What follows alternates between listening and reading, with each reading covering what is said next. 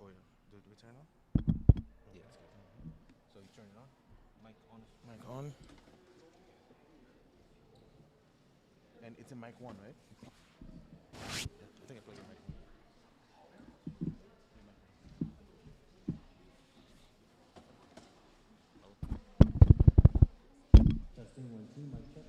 Testing 1 2, mic check. Testing 1 2, mic check. Testing 1 2, mic check.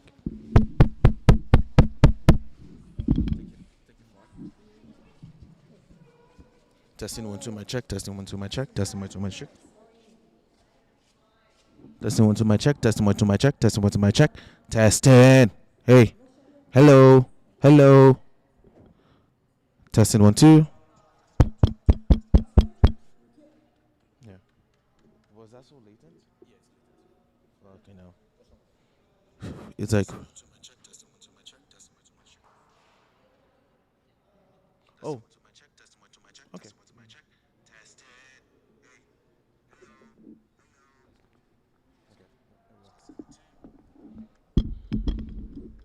Okay. Okay. I'm gonna ask someone to keep talking in the mic. Should I? So Okay. that we know Yeah, we know how that how the audio works in how this. it works. Can you use Can you put in like the head? Okay, I'm gonna put in the headphones for you. No, Okay. So turn your headphones up.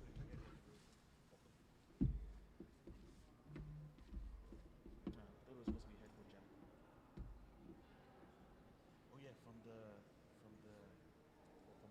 Oh, from the okay. Wait, did I put it in the right place? Yeah, you put it in like the right place. Yeah, you put it in line. Yeah, it's good. It's making noise, right? I So know. yeah, Yeah. so everything's perfect.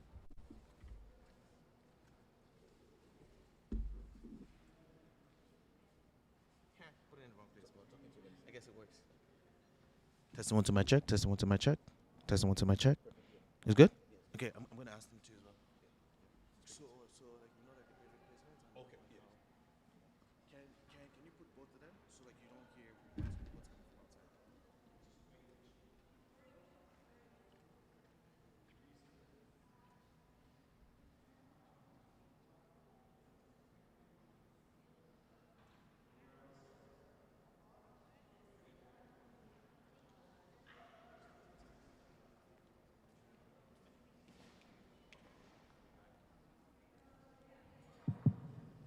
Testing 1 2. Testing 1 2. Testing 1 2. Testing 1 2. That's good. Okay. That's good.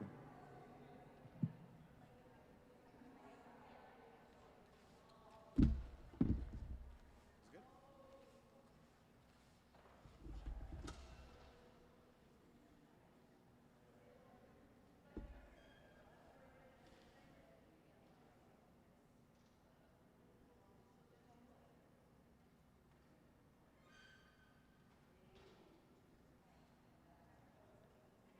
Sounds good. Yeah. So probably just increase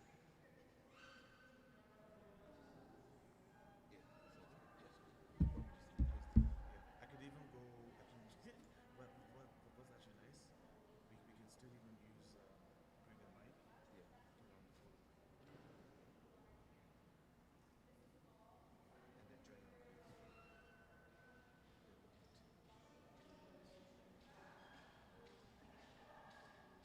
So yeah. So it sounds good now. Yeah, so we'll just up it up. You just up it up a little bit there. To the thing. There's no. It's not doing that. It doesn't. It's not doing that. So that was the main thing. So we can up it up a little bit here because it was showing very low too as well.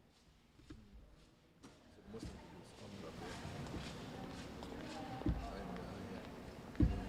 And then just try it. So try one more time. Okay. Where you are in it, but I don't think there is Is a it only printed going to program. 720p? She might have. This is good. This is color. Okay, everything's good. Color. Seems good. Yeah. Yeah. It's cool. Hello Hello, guys. how are you? Yeah. Good, how are you? Very My well, name's thank you. Maha. I'm guessing you're from Media 21. Media 21 Okay, is so correct. I'm Yes. from Islamic family. I'll be doing the photography. Oh, sweet. I just wanted to know what your guys' setup is so we're not interrupting. Yeah, well, it's okay. So this is how it looks like, so you can see. So we just have one camera angle, just Okay. right there, and we're gonna be kind of from out over there. So Love you it's not guys gonna- because last year Yeah. you were smack middle and all my shots were over Oh, the over shoulder. Oh, sorry. Yeah. Love you. Yeah. Thank you. No worries.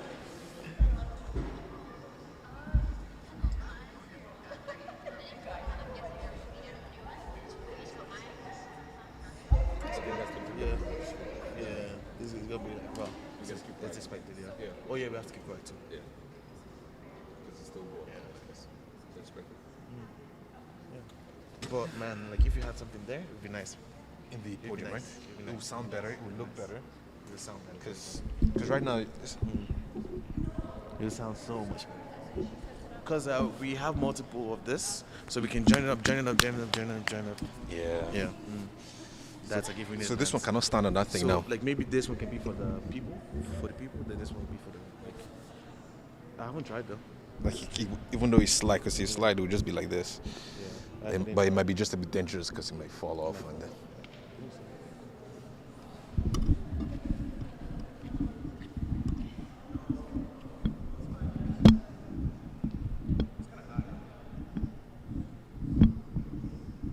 Right? There's gonna be performances too, right? Hi, how are you doing? Oh, yeah. Think it would still like the stand? Yeah, sure. Why not? Yeah, why not? Why not? I'll leave the stream. I'll leave it streaming.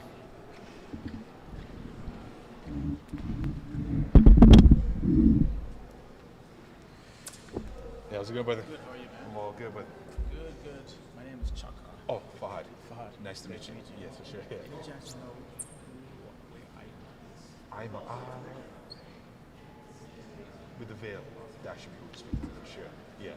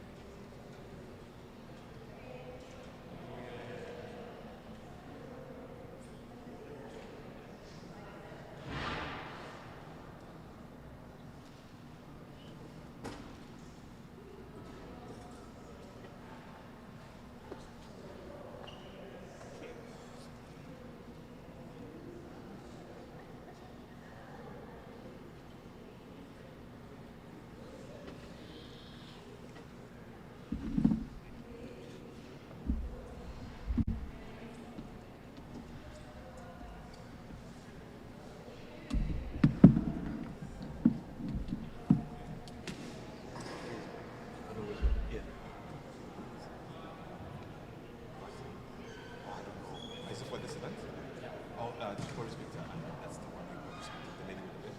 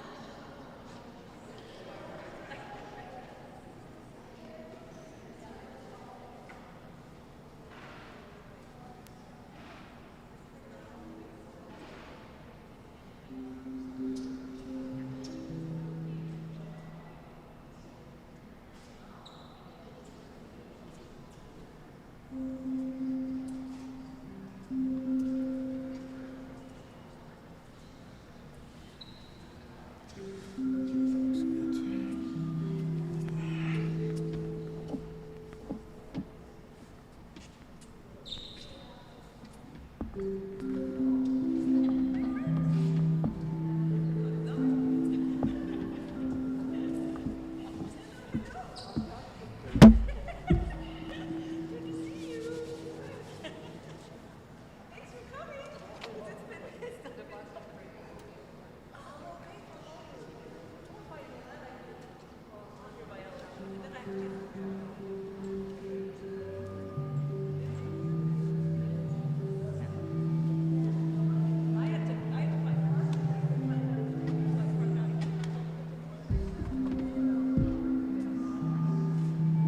down underneath is a lot of work.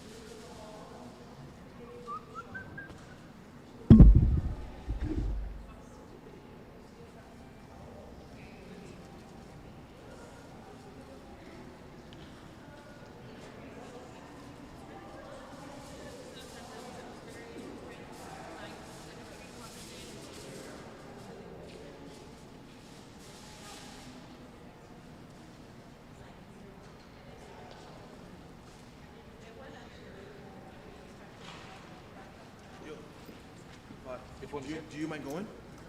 I can't find my wallet.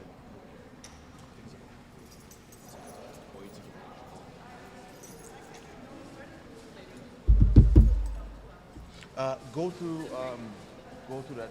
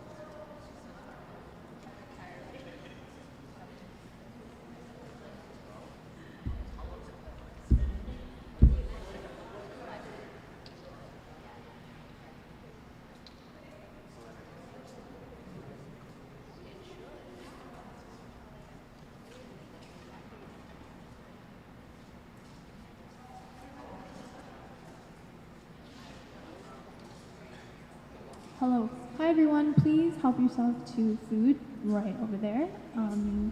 Yeah. Okay. Thanks.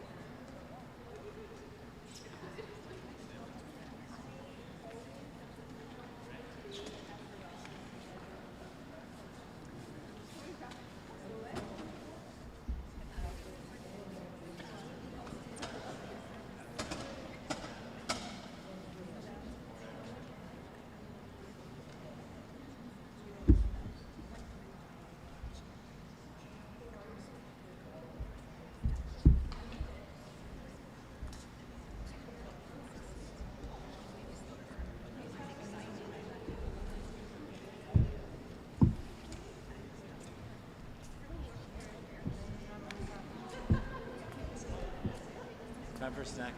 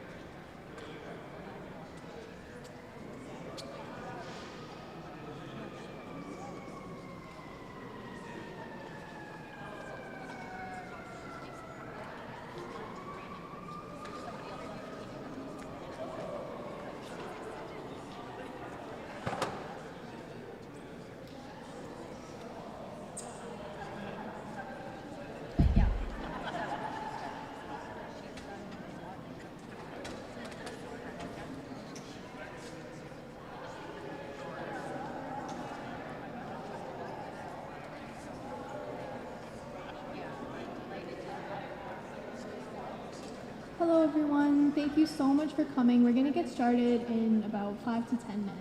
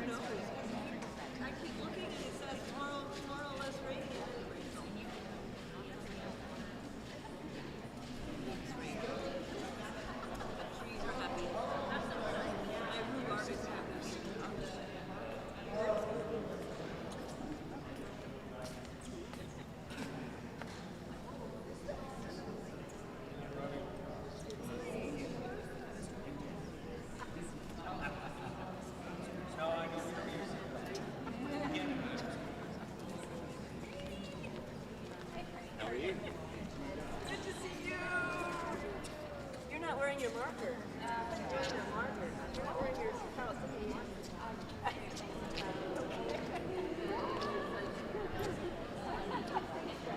But it's okay. Yes, I am. I'm wearing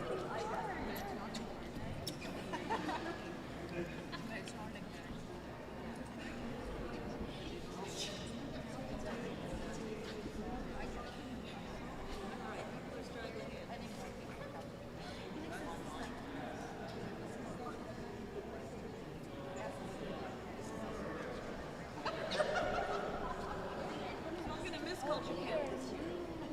That's even has a fellow right there that's filming everything. Oh, okay. Sorry? Yes, we are. Yeah. I'm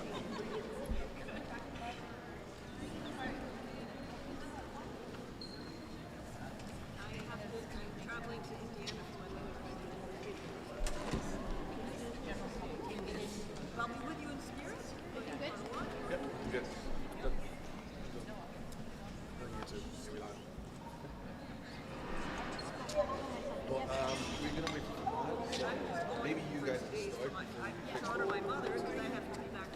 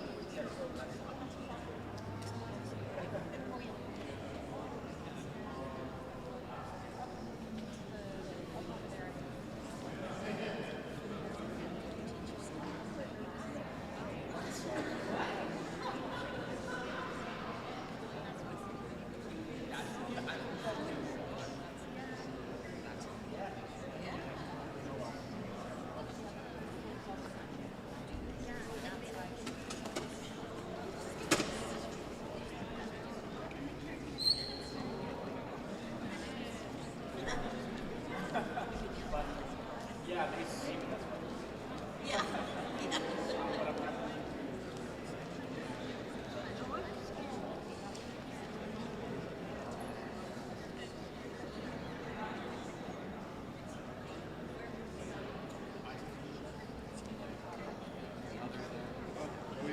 the techie. Were you the techie last year?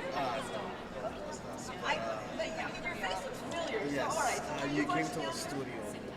Came to a studio Ah, for last Ali. I noticed you guys had your thing just the other weekend. year. Yes, yes. Yeah, that was.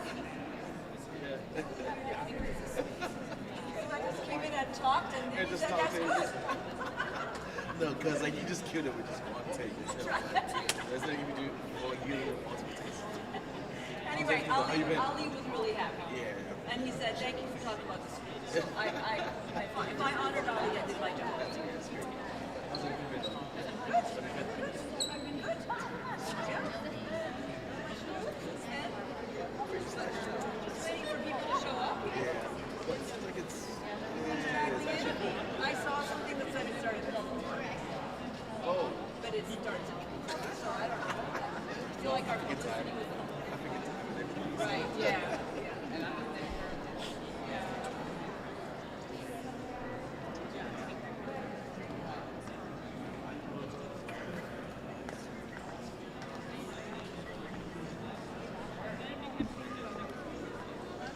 Hello everyone, if you could just grab your seats please. We're gonna get started in about 1 minute. So please just grab a seat, find somewhere to sit, and we're gonna get started right away.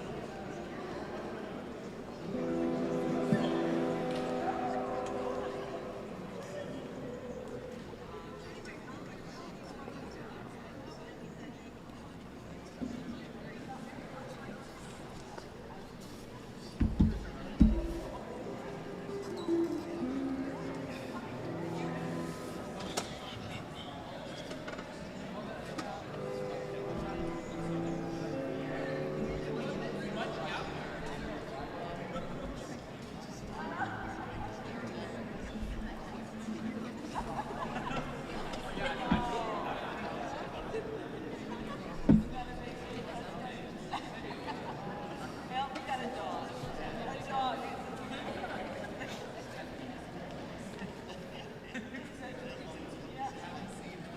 yeah, that's what the other one is. Salam, peace and blessings. Welcome and thank you so much for joining us. Please feel free to grab a seat anywhere that you're comfortable. My name is Ima, and I'm a spoken word poet, artist, and filmmaker born in Pakistan to parents who brought my family here to Canada in 2002 as immigrants.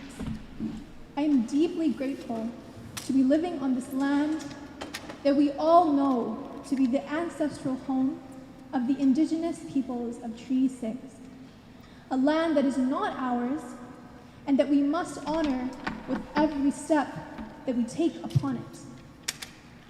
I have the absolute privilege of serving my community alongside my team at Islamic Family as the Roots on 6 event lead and editor, and I will be your host for today's event. So a little bit about what Roots on 6 is. Roots on 6 emerged from the convergence of World Refugee Day and Indigenous Peoples Day. It is both a live annual celebration and a digital storytelling platform that celebrates the resilience and stories of Indigenous, refugee, and multi-generational newcomer communities. It is the results of a multi-year collaboration between Bent Arrow Traditional Healing Society, Catholic Social Services, Edmonton Mennonite Center for Newcomers, Islamic Family, Mennonite Church Alberta, and the City of Edmonton. I'd like to thank all of our team members for working so hard to put this event on, and to also acknowledge our wonderful event sponsors and production team, Media 21 Productions, for making this event available online as a live stream and recording, which can be accessed at the Islamic Family YouTube channel and on the Roots on 6 website. Today's celebration is a culmination of our work at Roots on 6, but we also host monthly paint nights, poetry events, and workshops that serve as spaces for healing, storytelling, and learning from one another.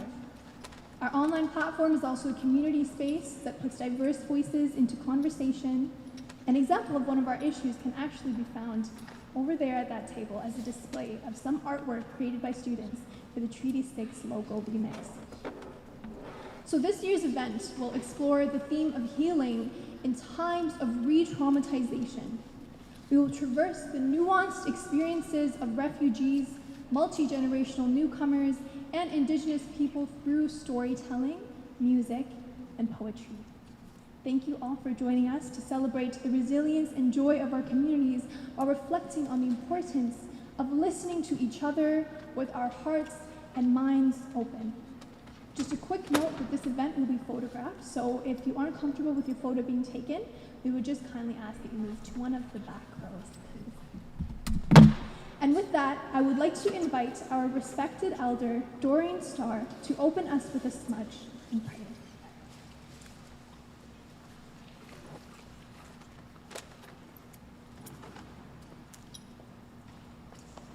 So I would just like to present this gift to you as an offering in hopes that you might bless this gathering for us with a smudge and prayer and allow for all of our words and our stories and our performances to move the hearts of everyone.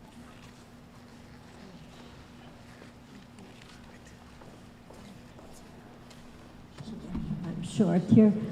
Good afternoon. That means all my relations. I'm very honored to be a part of the celebration. And I want to be doing a smudge and prayer in my language, because that language takes me to the universe, connects me to the grandfathers, the grandmothers. So what we're doing here today is cleansing our mind, body, and spirit, and to bless the day, and to continue with this journey. I don't use the mic. I don't use the mic, so.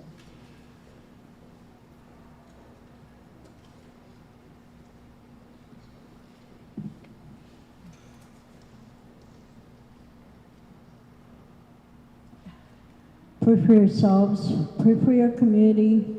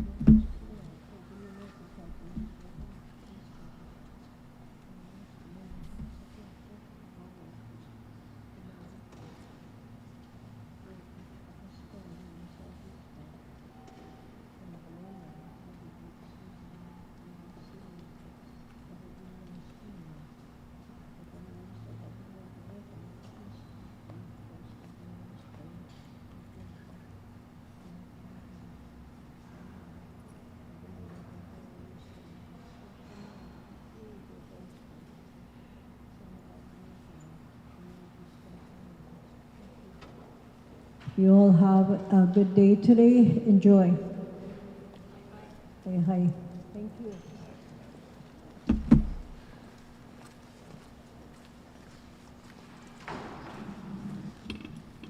Thank you so much, Elder Doreen Starr, for blessing our gathering.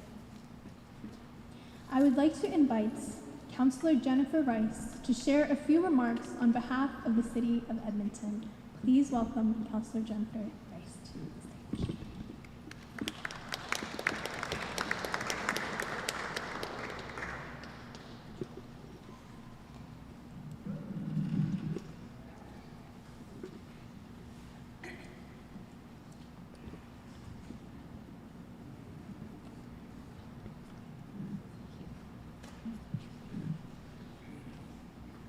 Hi, everyone. Good afternoon. I'm Jennifer Rice, City Councilor for Ward EP-Kokan EPOC in South Edmonton. I want to begin by acknowledge that we are on Treaty 6 territory and to thank the diverse Indigenous peoples whose ancestors' footsteps have marked this land for centuries. It's such an honor to be here on behalf of our Mayor Sophie and our council to help recognize and celebrate the rich culture that refugees and indigenous peoples add to our city. They make our city stronger, and because of their presence, heritage, and the contributions.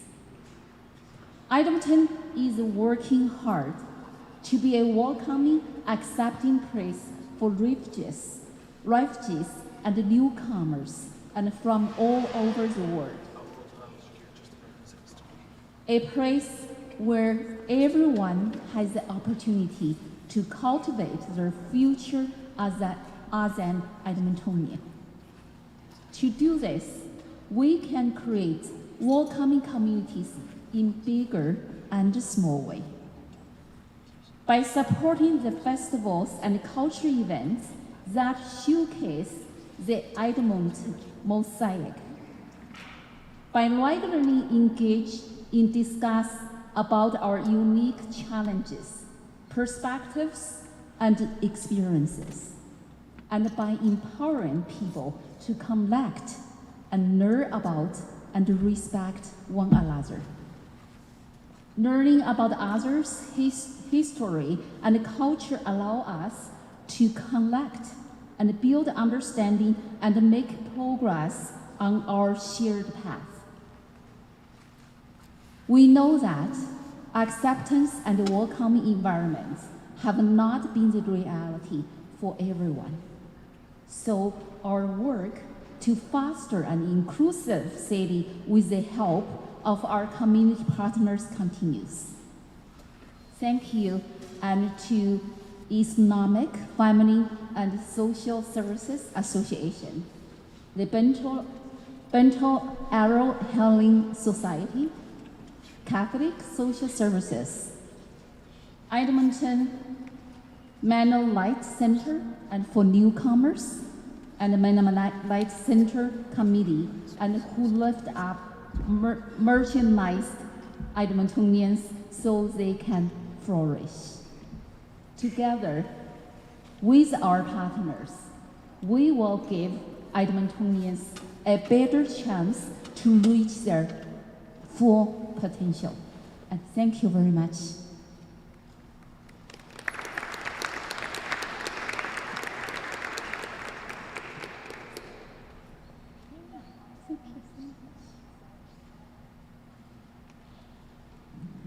Thank you so much, Councillor Rice, for those lovely words of opening.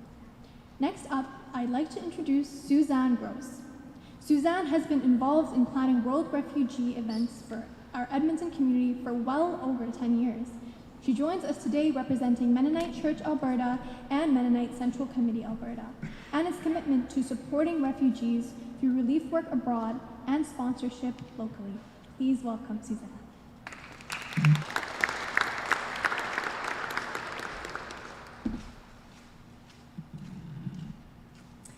It's good to be gathering here today to remember and to honor refugees and Indigenous people.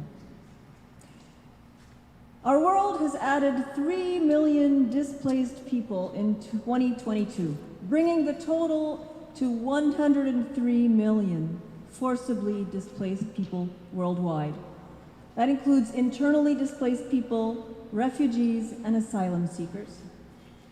72% originate from Syria, Venezuela, Ukraine, Afghanistan, and South Sudan. What began as 700,000 forcibly displaced Palestinians in 1948 has grown to 5.9 million 75 years later, who live in refugee camps within the West Bank and Gaza, as well as Jordan, Syria, and Lebanon. And these numbers are not included in the UNHCR reports, as they are supported through UNRWA, which predates the formation of the UNHCR. A few highlights from Ukraine. As we know, in times of war, most of the trauma of war happens inside the country. Helping those affected by the war inside Ukraine, including ensuring they have warm and dignified living conditions, requires a massive collective response from government, humanitarian agencies, local partners, international donors, and the private sector. Here's a story from Eleonora, whose Blaho Charitable Fund in Ukraine is a partner of Mennonite Central Committee, or MCC. She shares, I'm a Roma, so the Roma are gypsies, they call themselves Roma. I am a Roma woman and director of the Blaho Charitable Fund. We provide educational support for Roma children, and since the war started last year, we have run a shelter for Roma families who've been displaced. Roma people face a lot of discrimination. I've come across this discrimination again and again. I understand that my people are simply a pariah. They're humiliated, they're not accepted at all. I just try to forget about these burdens and stresses and look to God who loves and accepts us. When the invasion started, we noticed that the latent discrimination against Roma became very much open. Nobody wanted to offer the Roma any shelter, so they simply slept on the bare concrete outside railway stations with little children. It was a complete nightmare. We found a space to create a shelter where we provide hygiene, 3 meals a day that are supported by MCC, and we have a school program 3 times a week. We have art therapy for children and adults, a psychologist and a lawyer, and Doctors Without Borders comes once a week, or every 2 weeks, whenever they're available. Just an example of some work that is happening, invisible to us, but with good support. According to CBC, more locally here, as of February of this year, Edmonton has welcomed 7,000 refugees from Ukraine who are longing for peace and stability. Organizations represented here today are supporting their settlement process. From the Democratic Republic of Congo, far from winding down, one of the world's longest-running humanitarian crises appears to have entered a new and deadly phase, with a rise in attacks on civilians by non-state armed groups, especially in the east of the country.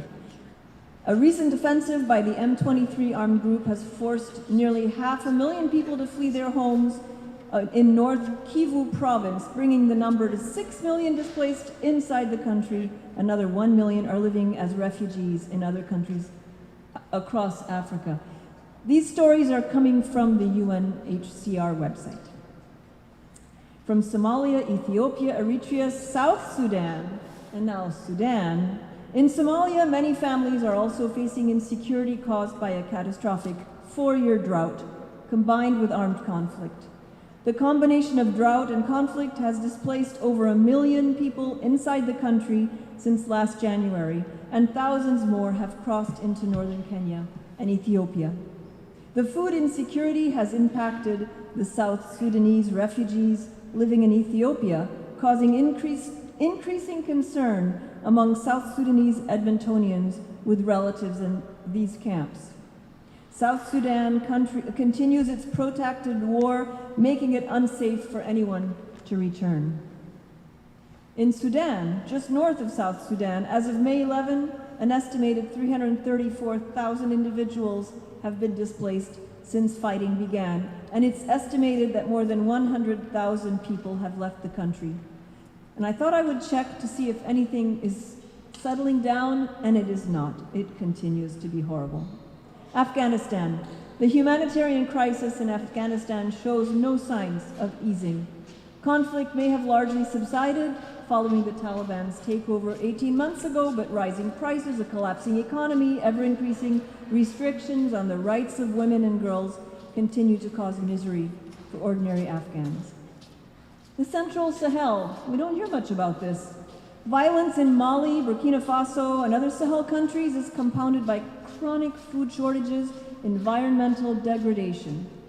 While much of the displacement in the region has so far been within countries, within their own borders, growing numbers are fleeing abroad to find safety further south in Benin, Côte d'Ivoire, Togo, and Ghana, further escalating a crisis already affecting some of the most vulnerable people on earth, and sowing seeds of conflict in those host countries. Haiti. In recent months, the humanitarian crisis in Haiti has reached alarming new levels, and the turbulence is only growing. Heavily armed gangs control 60% of the capital, Port-au-Prince, and all main roads in and out of the city. International interference can either stem or exacerbate the situation in a country that has a long history of harmful international interference in their affairs. Given these overlapping crises, UNHCR has called on states in the region to suspend the forced return of thousands of Haitians who have sought asylum in other countries. Earthquake in Syria and Turkey. The earthquake in Syria and Turkey has displaced an already traumatized population in many of the communities in Syria, the names of which are familiar to us from the 2016 time of welcoming refugees from this part of the world. Example, Aleppo or Homs. Edmontonians with relatives in these communities are longing to sponsor their loved ones, and some are organizing trips to their communities of origin to help as they can. And then there are the seas surrounding Europe and the Mexican-US border, both of which are full of heart-wrenching stories of people longing for safety only to perish or be turned away. And let us not forget the ever-increasing criminalization of LGBTQ people who are longing for safety. And I'd urge us to pay attention here at home. LGBT community people are at risk here too. And I would just propose that when one group, any group, is forced into the margins, all of us are at risk of at some point being marginalized. We need to commit to the work of balancing freedom for me and human rights for all in the context of equality and kinship. So how can we help? Well, the biggest thing we can do is contribute to trusted organizations that support countries internally to address both immediate needs, longer-term planning, and reestablish stability in places of conflict and prevent people from having to leave. We can also organize ourselves to pool money and resources, including time, to sponsor refugees through the private stream to increase the numbers of resettled refugees in Alberta. According to IRCC, 8,500 refugees have been resettled in Alberta in the last year. Islamic Family, Mennonite Central Committee, and Catholic Social Services are all SAW holders, sponsorship agreement holders, who can help us with this process of increasing this number. And finally, we can share in our communities stories we learned today to shape dignifying narratives of our diverse histories and journeys, and to create space for compassionate and helpful responses that contribute to justice and safety for all. Thank you.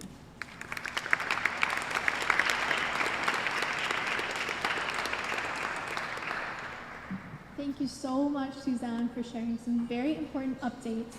And it's just very vital that we all stay informed, not just today, but every day. Next up is the truly talented Amina Shahab. Amina is an Arab woman who studied at the High Institute of Theatre in Damascus and worked with Al Jazeera's Children's Channel and theater companies in Syria and Qatar. Her plays have appealed to her as a woman, as a mother, and as an immigrant. Her one-woman show, Hajar, was about a woman escaping the war in Syria so that she and her infant child could find a better life. She is pleased to have been able to work in these roles to share her experiences with other Canadians. Upcoming in 2023, she's honored to be the coordinator for the third cohort of the SHOE project. Please welcome Amina to the stage.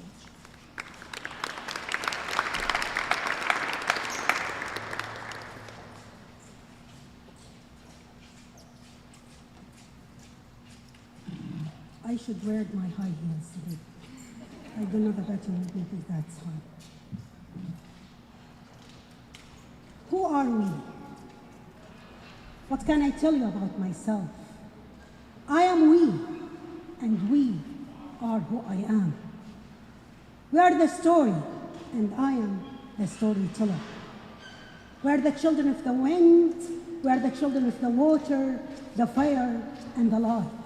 Those are the things that makes us who we are.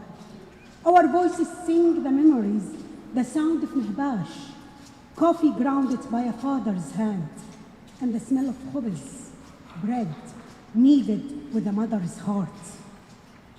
We are from here. We are from far away, from everywhere. Like all humans, we were born with a story to tell. We left a mother who misses us and cries for us. We care for our children and we cry when they leave. Up against the wall we shouted, from the ashes we rise. We go to sleep with disappointment, we wake up with hope.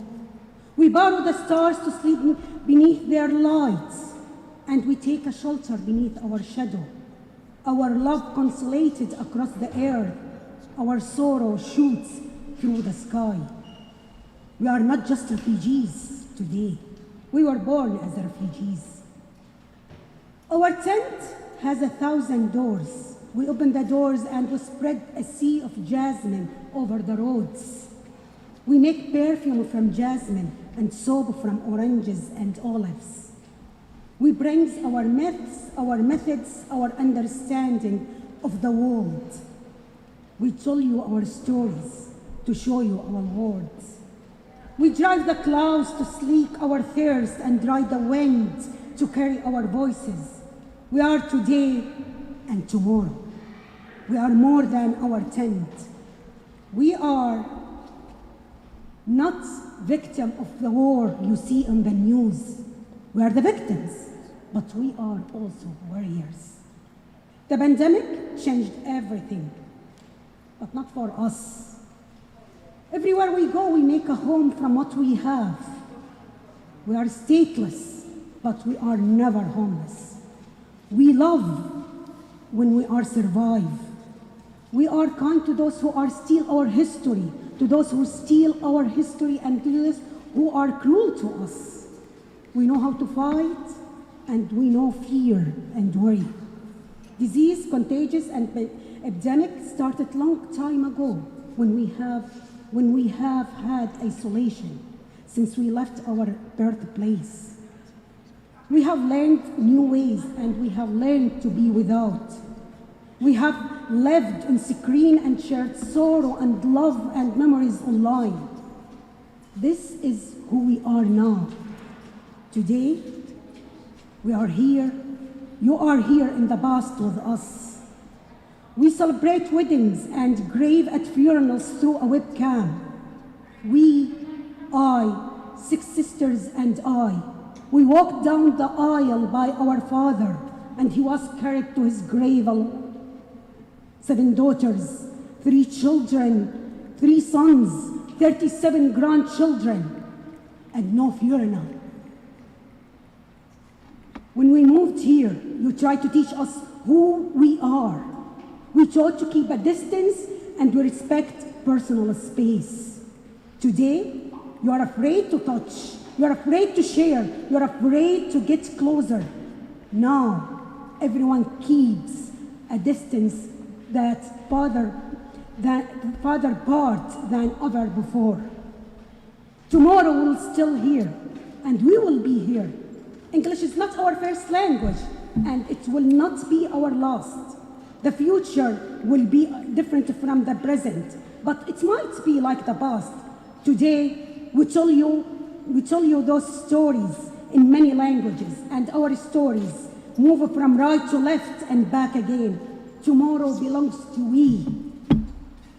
Who we are now, I am Amina. We are Bedouin, Bidoon, and between. In my heart, we hold the stories from behind 1,000 doors.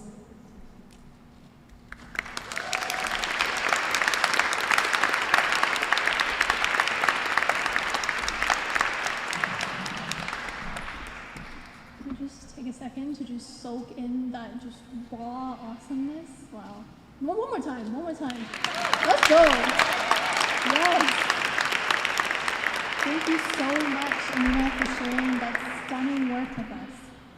Next up, we have the incredibly talented James Manus. James is from Alexander First Nation, and he has been singing since he was a child.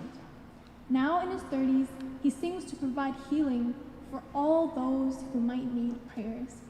Please welcome James.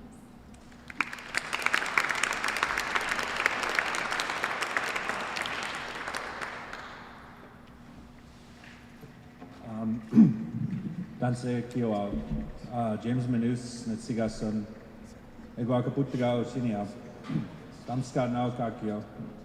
First of all, I'd like to thank the Creator for giving us a beautiful day on Mother Earth. And like I was like the bio said, like I have been singing for a very long time. You know, learning my roots, trying to learn the culture, trying to learn the songs as much as I could, because you know, like it's through the drum, it's through the songs that bring the feeling in that way. You know, like it.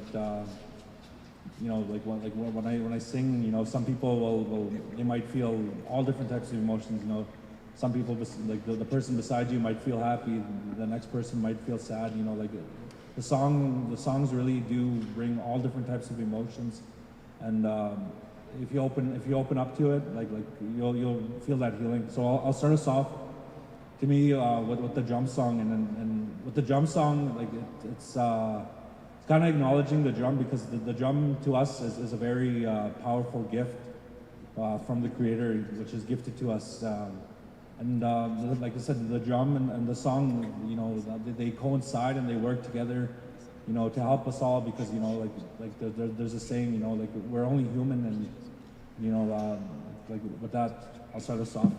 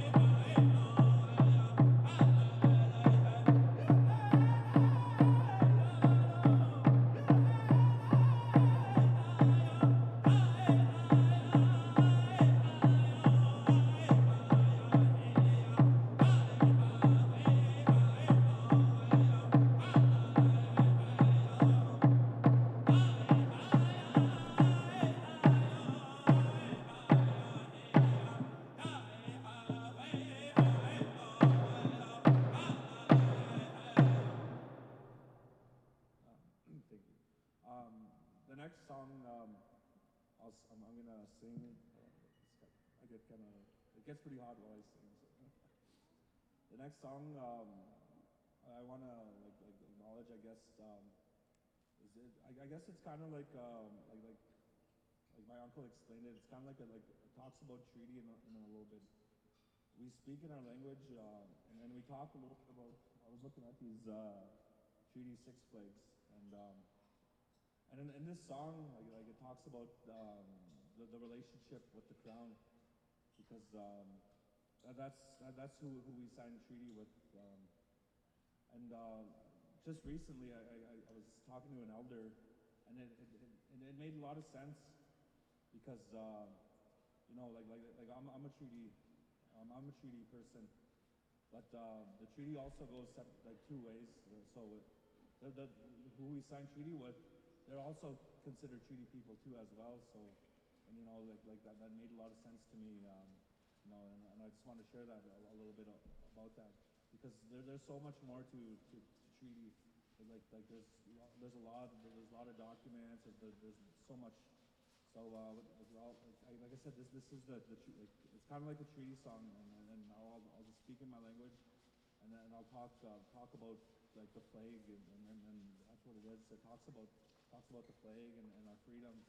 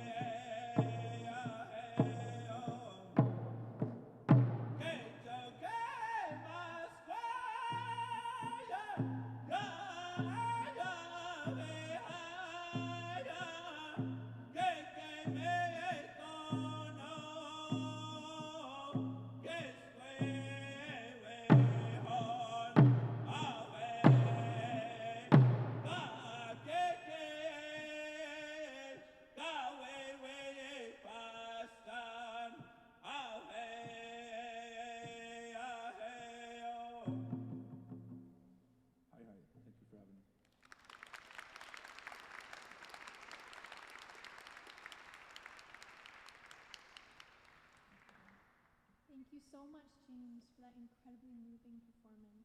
I really do pray that whoever needs healing today found healing with every beat of his drum. Our next speaker is Justin Tetchvold. Justin is an assistant professor of sociology at the University of Alberta, Augustana, who studies decolonization, prisons, and Canadian racism and nationalism. He's a senior researcher and project manager of the University of Alberta Prison Project, a multi-year study about people's life experiences inside Canadian prisons, where he writes on Indigenous issues.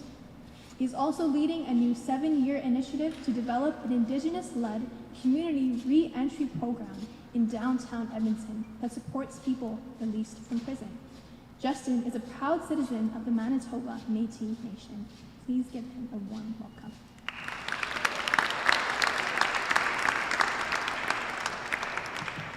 Hi everyone, let me just get sorted out here.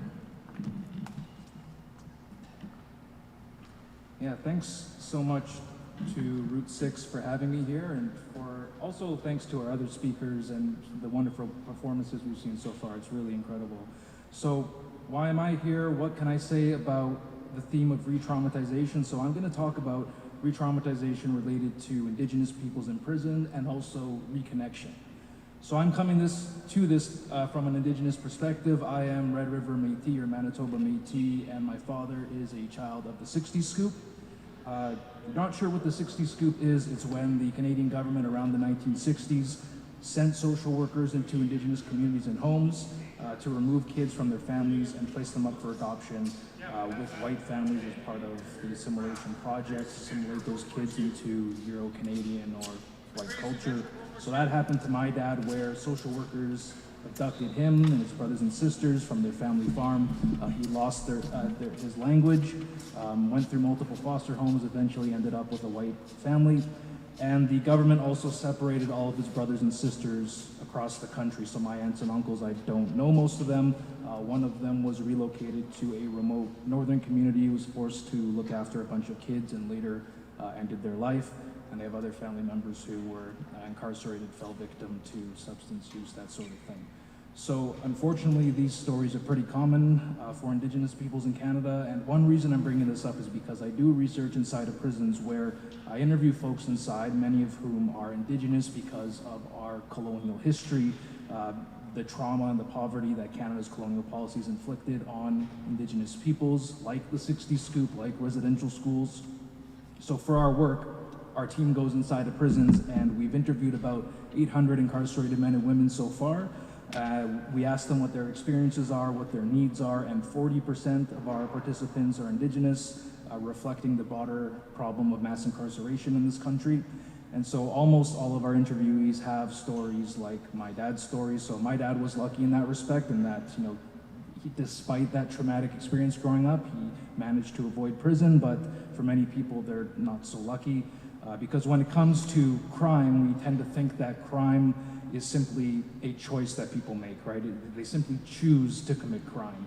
But the reality, typically anyway, is that it's far more complicated than that.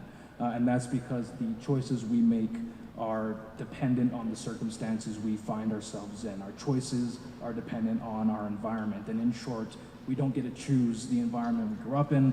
And generally speaking, we don't get to choose, we don't choose to live in environments that traumatize us. And so coming from traumatizing environments, that's kind of the story of many, if not most of our participants. So maybe people know this, but in prison, the people there are among the most marginalized people in our society. The great majority of our participants, for instance, were victims of violent crime and abuse throughout their lives. Most of our participants struggle with addictions. Many had experienced homelessness in their life. In short, most incarcerated people are coming from extremely traumatizing life circumstances, which I think represents a society that has dramatically failed them in relation to mental health and basic social needs. Because, for example, if you can't put food on the table, you might turn to the illegal economy to support your family, or you might turn to gang life. If people can't get mental health support, they might turn to substance use. And for Indigenous peoples in prison, there's that added layer of what we call intergenerational trauma. So for example, if you're First Nations, your parents, your grandparents very likely went to residential schools where the government, people probably know, forced kids into classrooms to assimilate them. So for many that happened to their parents and their grandparents, and then maybe that person was also scooped or put into the foster system. So this generational trauma from grandparents to parents to their kids and so on was common among our participants. Again, circumstances that they did not choose. And finally, of course, there's the trauma of being imprisoned. Going to prison, maybe this is obvious, is a traumatizing experience. Prisons separate people from their families, pull parents from kids. Prisons are a violent place. And so in short, we ask our participants, how do you cope with these traumas? How do you manage these sorts of things? What helps you inside? And the short answer for our Indigenous participants is often reconnecting with culture. So my work explores this issue. And so you might be asking, why do some Indigenous peoples get disconnected from their culture? And the reasons here are diverse. So for some participants, they were removed from their families in the foster system, never had the chance to experience their culture. For others, it's related to lifestyle or environment they're in, such as struggling with substance use, feeling shame about that and avoiding their culture. For others, it was homelessness. For others, it was gang involvement as to why they didn't engage with their culture. And so coming to the prison, our participants found the cultural programming there, the cultural reconnection inside, extremely valuable for healing and understanding themselves.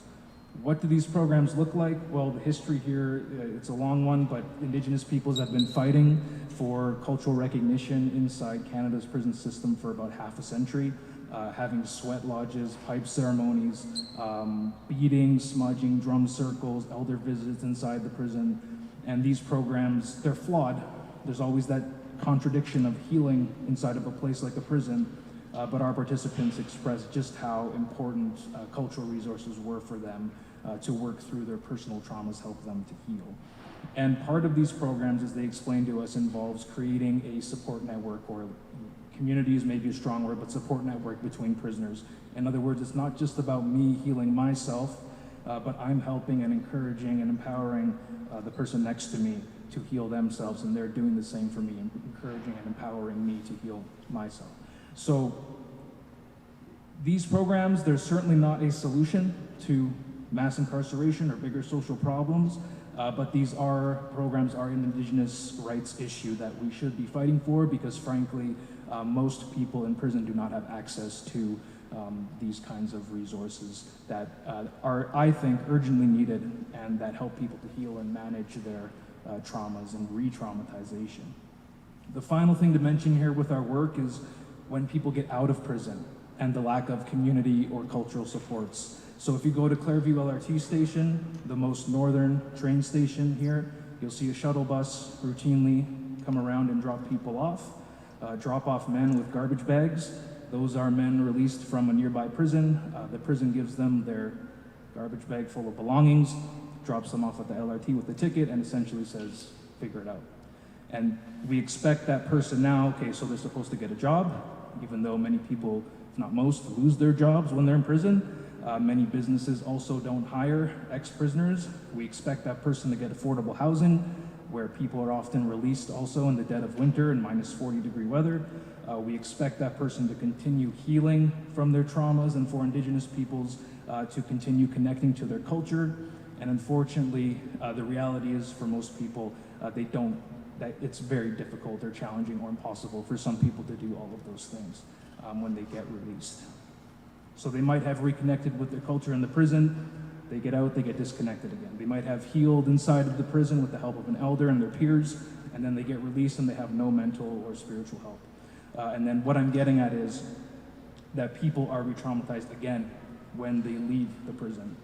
But I'll end on a positive note here. One reason I wanted to speak today, and I'm happy to be in front of you here, is that to mention the project that I'm working on now, which is an Indigenous-led initiative called the Edmonton Healing and Integration Center. So in short, our team is partnered with Elder Russell Auger and community leader Travis Enright, as well as United Way Edmonton, among others. We're basically developing a place that people can go to when they are released from prison and then we help those people connect to various social services across the city. Some people need help getting a job, transportation, help with substance use. Some people don't know how to use the internet or use credit cards or how to make a budget. Many people don't know how to read. People often also just need spiritual and cultural guidance.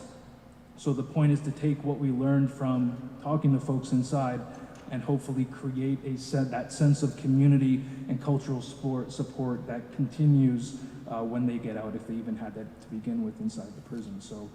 So that we're helping people not to be re-traumatized again when they're entering society. So we're in the early stages of this planning and funding the center. It'll still be another year or two before we establish it, but if this interests you or if you have any questions about anything I talked about, I'll be around and happy to talk to folks, or you can contact me after the event. And thanks so much everyone for being here, and to Route 6 for inviting me, and take care. Thanks.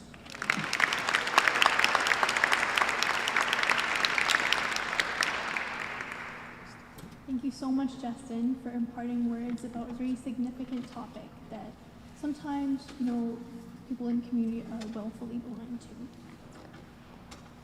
Next, I'm excited to share another musical performance by fantastic Mbira player, Chaka Zinyama. Chaka is a multidisciplinary artist based in Edmonton. He's the lead Mbira player, a vocalist, and founding member of the Mbira Renaissance Band, an upbeat Afrofusion band centered around Zimbabwean Mbira culture. Put your hands together for Chaka.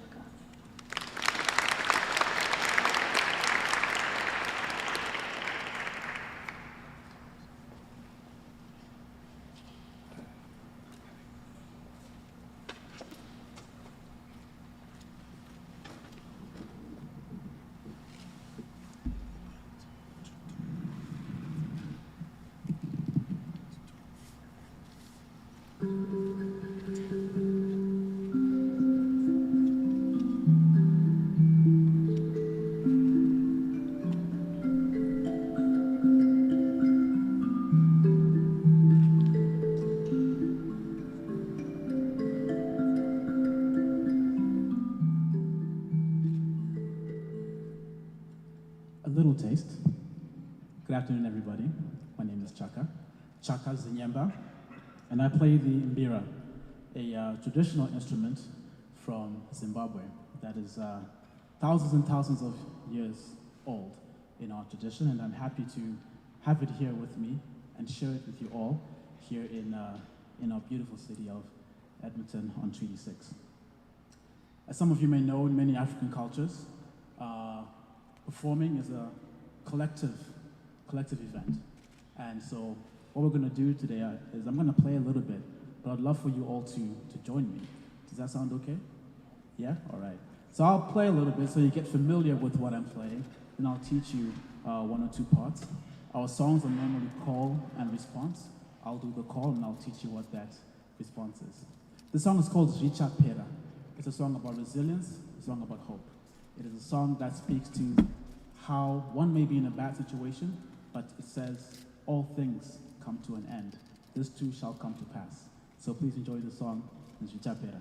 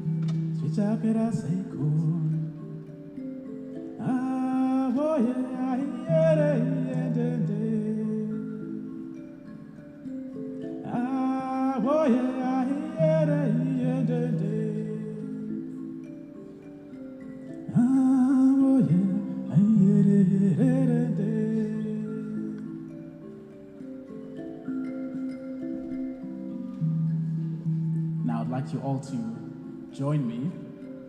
I'll teach you the part.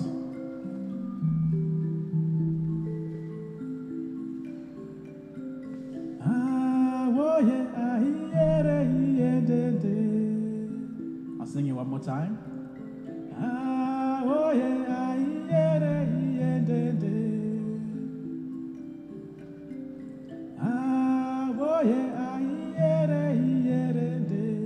I'll go a bit slower. How's that?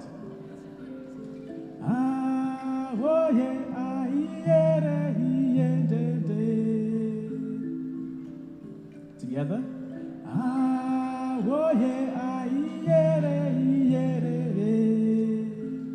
Let's go.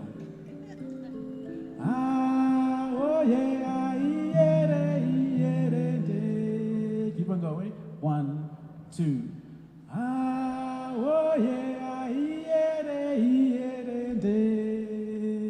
3, 4.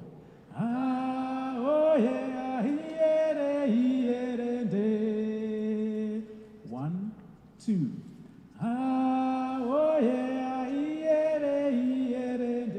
Let's hear it by yourselves. 1, 2.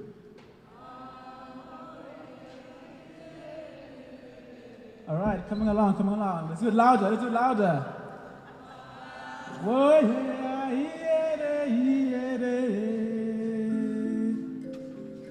Let's go.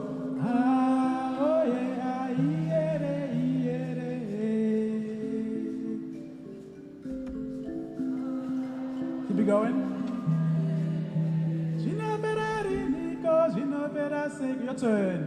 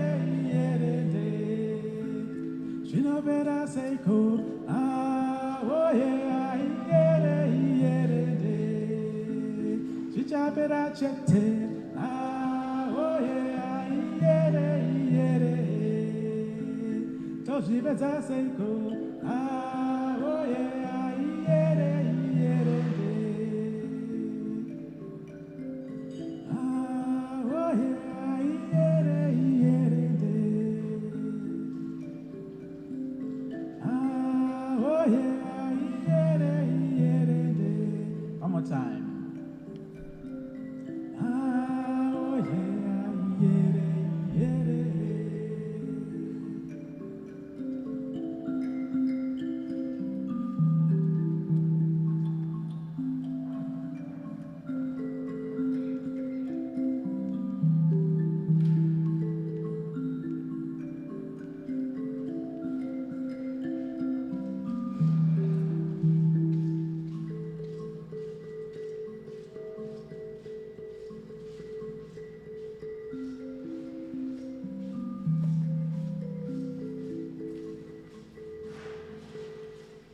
Thank you very much for having me.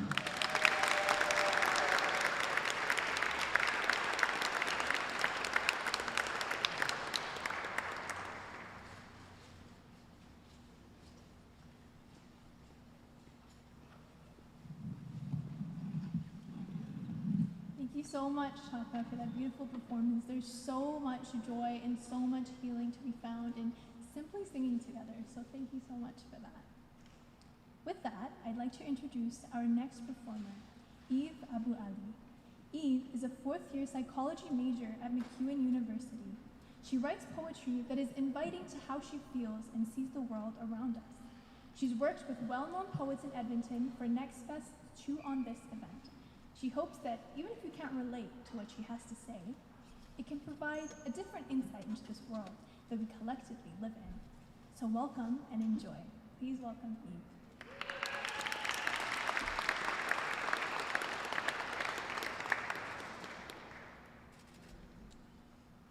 Hello, assalamu alaikum everyone. This is good? No. Okay, there we go. Okay, I'm Syrian and Egyptian. I feel like I should just throw that out there. I've lived in Canada my whole life. I was born here. And I grew up with my mom, who is Syrian. So I feel closer to that because we eat Syrian food and we speak the Syrian dialect. So this poem is just about the in-between experience of being born Canadian and having immigrant parents, I guess you could say. So let's start with some of that. To be comfortable is the goal. Your complexity is beauty, but for them a complication. You are too complex for words, too complex for spaces, so be it. We fill the space like milk in a glass, ready to be consumed. Bitter or sweet, those are my flavors. Whether you like it or not is up to your taste buds to understand, not for me to change my palate. Being my most authentic self is my palate. Formed from my home is one life and the West is another. No place is a cliche, but maybe it's a true one. The two languages in your mind fight to be heard, fighting to be spoken, because at home, English is easier, but Arabic is a chore. And if you don't speak it, you've just isolated yourself from the most important people. The people who've promised to love you in languages you can't understand, love you with their words, but for you, it's foreign. You speak in Western tongues to Arabic ears, they're drowning. No one understands me, literally. So you seek others to make you feel at home, losing your way so many times, bringing you back to where you started. And so you try to speak your mother tongue, to feel your mother's tongue. Arabic love is sweeter than English. Arabic hugs are stronger than English. And her love is in Arabic. No way around it. Any other way is half-baked, half-understood. Kind of how you see me. Does she even speak English? I sure hope I do, for 21 years now. You'll get used to the cold. I sure hope I do. I was born in December. Too foreign to function. Does she even understand what's going on? So yeah, maybe the cliche is 100% true. Maybe the I don't belong anywhere sentiment is so deep-rooted you can find it in my bloodstream. So we overcompensate, and bam, we're the most accomplished people in the room, all because you thought we couldn't do it. But don't praise us when we make milestones and call us Canadians, but call us immigrants when we steal your jobs. When in reality, this country has made it physically impossible, so please don't stress. They're doing the jobs you don't even want to do. Not to mention, can't be a Canadian and make mistakes, because mistakes are not socially acceptable to us, only to them. That's why he's a tragic white man with a sad childhood, but the Arab man needs to be banned from borders he's never even been in. Take me as I am, or nothing at all. Thank you.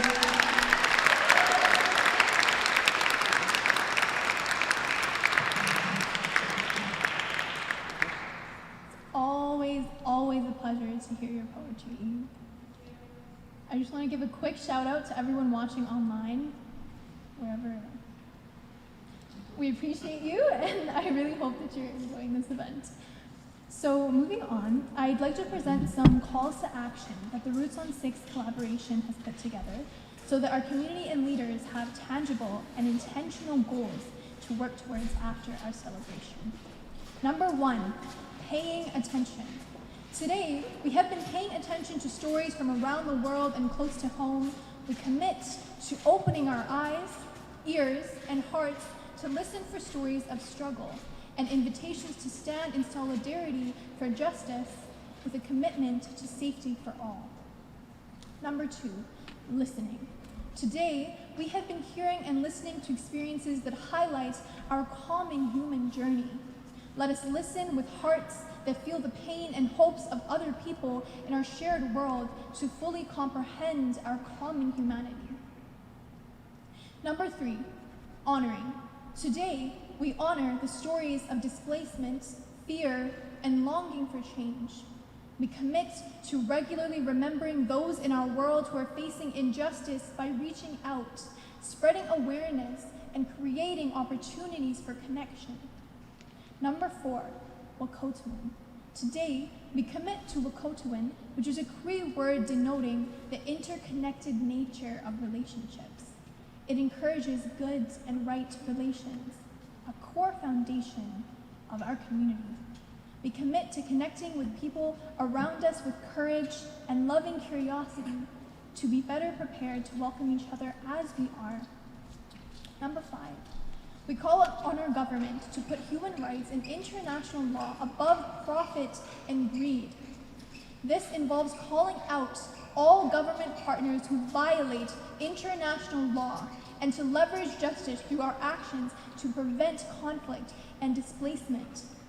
Number 6, we call on our government to be accountable when it comes to setting fair and principled refugee targets and timely resettlement strategies so that our most vulnerable world citizens can find safety and support, and so that families of new Canadians can be reunited quickly. We urge our government to enact equitable emergency response frameworks for world crises that are rooted in humanitarian need and not in politics. Number 7, we remind our government that the Safe Third Country Agreement is counterintuitive to the cause of helping those in search of refuge and stands in contrast to the support of refugees in the public sphere. All refugees should be welcome regardless of their country of origin. And number 8, we call on our governments and fellow citizens to be educated and spread knowledge regarding the history of the land that we live on, as well as the injustices and crimes being committed on a global scale and the impact and displacement such crimes have been causing for many years. We encourage the creation of programs that help foster inclusive and welcoming communities where refugees and newcomers thrive economically and contribute to our civic spaces on Treaty 6 land. Next, I'd like to invite our final performance of the day, Stephen Stewart. Stephen is a composer and singer. He's originally from West Africa. He has 2 albums and 2 singles to his credit. His music depicts the rich culture of the Unso, a highly respected tribe in West Cameroon. Hope, which was written last year, is inspired by the feeling of hope, healing, and prospects of a good and happy life that every refugee and immigrant who arrives in Canada receives, the situation they have left behind notwithstanding. It is informed by the fact that Canada creates an enabling environment where we can start afresh and realize our dreams and aspirations. Please welcome Stephen.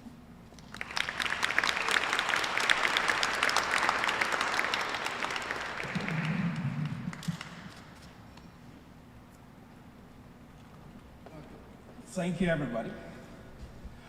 Just like Shaka said, music is a beautiful thing and it's something that we all share.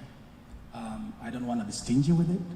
So if you feel like you want to shake, do it. You feel like you want to clap, you do it.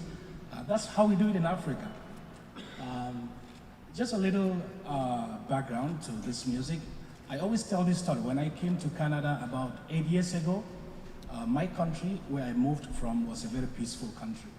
And what happened was, every night I'd go to sleep, it was as if I lived in 2 worlds. Then I would go back home in my dreams.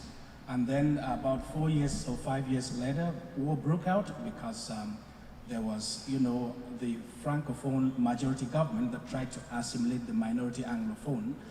It led to a genocide, which is still happening today. Unfortunately, nobody talks about it. And it led to an outbreak of war.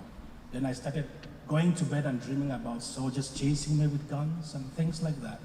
And when I think in those terms, and I think of the people who are actually living the event and, escaping to this part of the world, it's a terrible feeling. But one thing I know about Canada is once you get in here, that feeling of hope sets in. There's always somebody tapping you on the back to say, it's okay. It's gonna be fine. And that is the real inspiration of this song. Hope is here.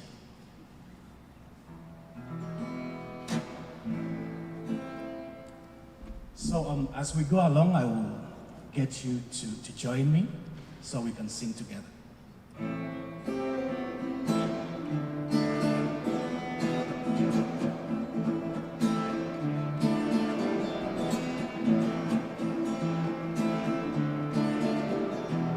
You came in through the mountains, you came in through the valleys, you came in through the sea, you came in through the land, seeking for a new life, seeking for healing, seeking for love, seeking for healing. Here in Canada, Canada, Canada.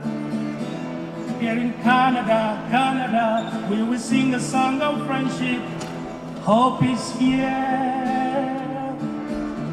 Hope is here, yeah. Hope is here. Hope is here, yeah.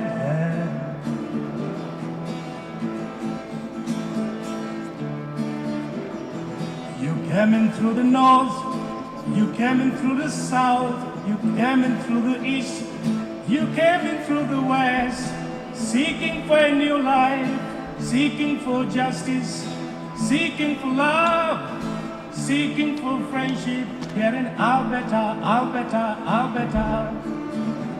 Here in Alberta, Alberta, where we sing the song of friendship. Hope is here. Hope is here, yeah. Thank you. Hope is here. Hope is here, yeah, yeah.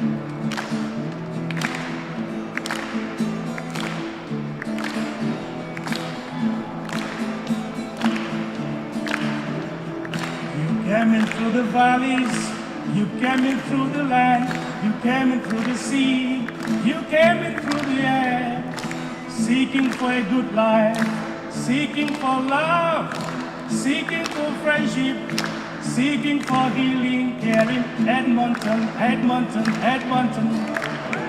Here in Edmonton, Edmonton, where we sing the song of friendship. Everybody. Hope is here, yeah. Try. Hope is here. Hope is here, yeah. Let's go one more time. Hope is here. Hope is here, yeah, yeah. Hope is here. Hope is here, yeah. You came in through the sea, you came in through the land, you came in through the air, you came in through the land, seeking for a good life, seeking for love, seeking for friendship, seeking for good life. Here in Canada, Canada, Canada. Here in Canada, Canada, where we sing a song of friendship. Hope is here. Hope is here, yeah. Hope is here. Hope is here, yeah, yeah. Thank you.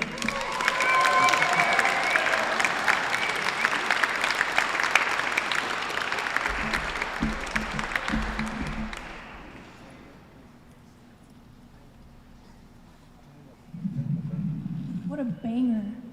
One more time for that banger. Thank you so much for filling the space with such beautiful music.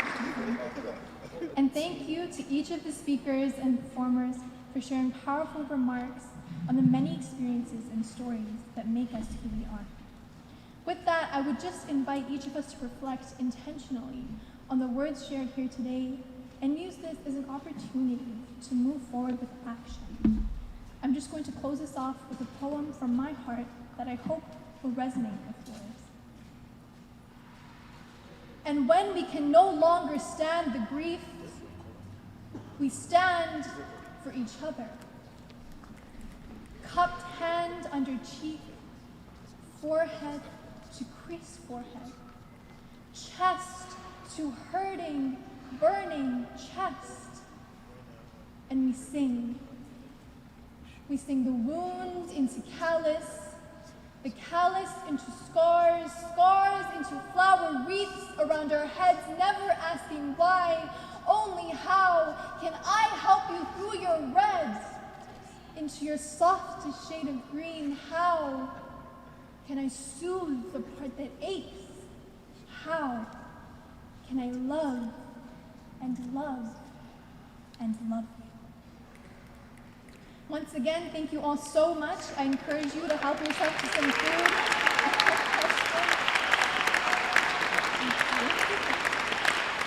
Please help yourself to some food, some tea, coffee, some delicious food from Mama Asha Cafe.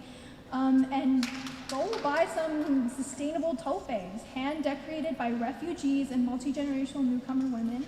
And remember to have a wonderful day. Thank you so much.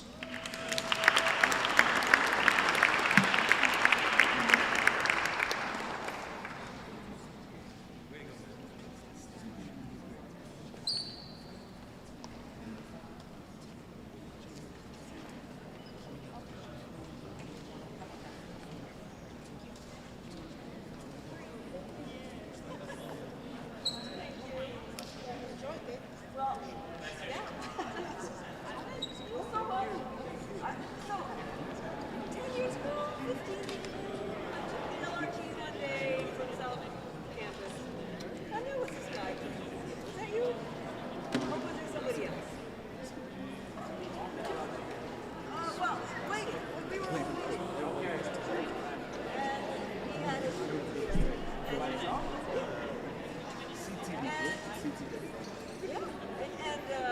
I study music. I love the Empira. I read the story of the Empira that talks to you under your bed if you don't play it. And I don't know.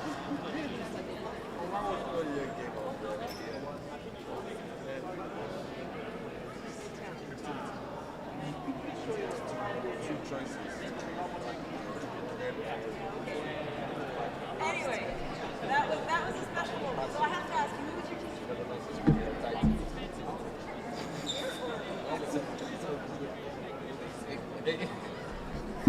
That's how you put in the comments section.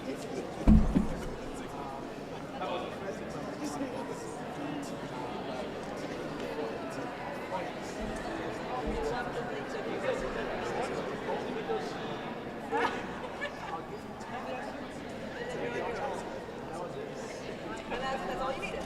That's all you had to tune in and everything.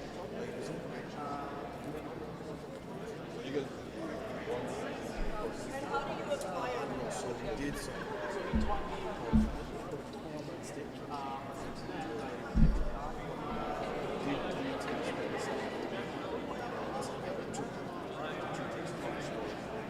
Just like everyone was so it was him. And so like we took some section.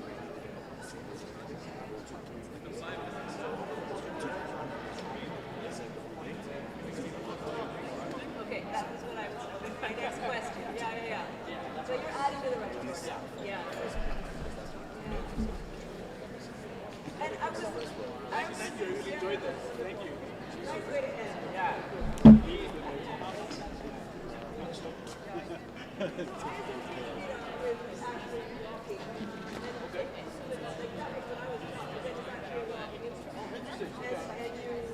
It is.